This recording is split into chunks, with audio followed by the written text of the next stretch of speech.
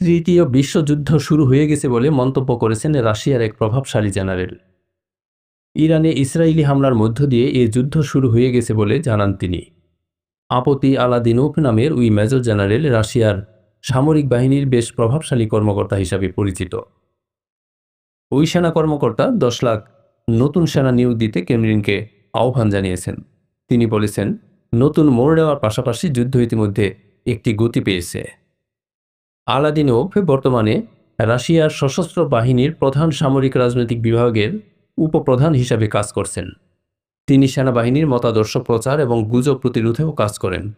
তিনি নিজের জন্মস্থান চেচনিয়ায় আখমাত বিশেষ বাহিনীর কমান্ডারও।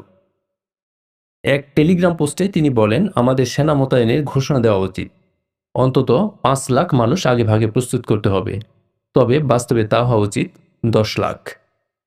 ইসরায়েল সহ পশ্চিমা দেশগুলোর দিকে ইঙ্গিত করে তিনি বলেন, যেভাবে তারা অন্যদের সঙ্গে খেলছে, এখন ইরানের সঙ্গে খেলছে, একইভাবে যেন আমাদের সঙ্গে খেলার সাহস না পায়, সেজন্য নতুন সেনা প্রস্তুত করতে হবে।